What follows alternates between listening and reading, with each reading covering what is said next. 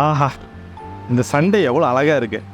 வாரம் ஃபுல்லாக ஆஃபீஸு வேலைன்னு எவ்வளோ டென்ஷனு.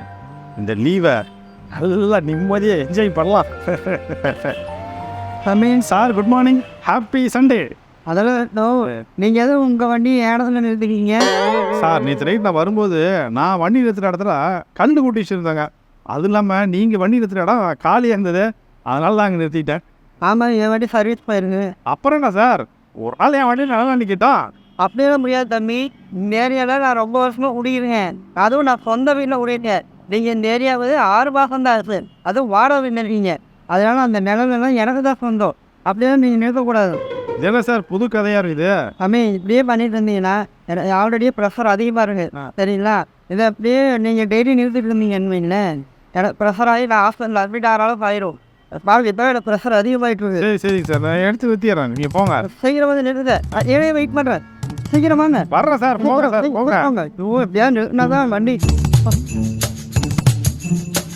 அக்கா குட் மார்னிங். எங்கே குட் மார்னிங்? உங்களால் எனக்கு பேட் மார்னிங் இன்னைக்கு. ஏன் என்னாச்சு?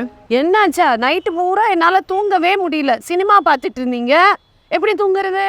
சனிக்கிழமை நைட்டேன்னு படம் பார்த்தேன், அதுவும் ஹெட்ஃபோன் போட்டு தானே பார்த்தேன். அதனால உங்களுக்கு என்ன பிரச்சனை? ஹெட்ஃபோன் போட்டீங்க, வெளிச்சம் வருது ஜன்னல்ல, என்ன பண்றது? சரிக்கா, இனிமேட்டு வேணாம் ஜன்னலுக்கு கர்டன் போட்டுறேன்.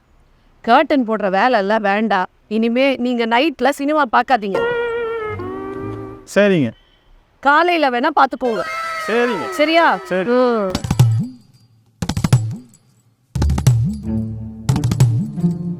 ஏங்க எவ்வளோ நேரம் தேடுதுங்க? என்ன எதுக்கு தேடுறீங்க? அதை பிடிங்க. என்னது இது? இது பில்லு 7000 ரூபா. 7000 ரூபா எதுக்கு?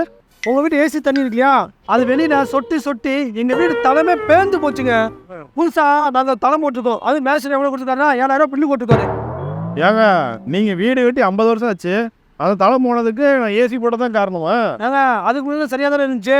ஒழுங்காக கொடுக்கணும்னு வச்சுங்க, அப்புறம் எங்கள் வீட்டு சாக்காடு தண்ணியா உங்கள் வீட்டு பக்கம் திருப்பி விட்டுரு.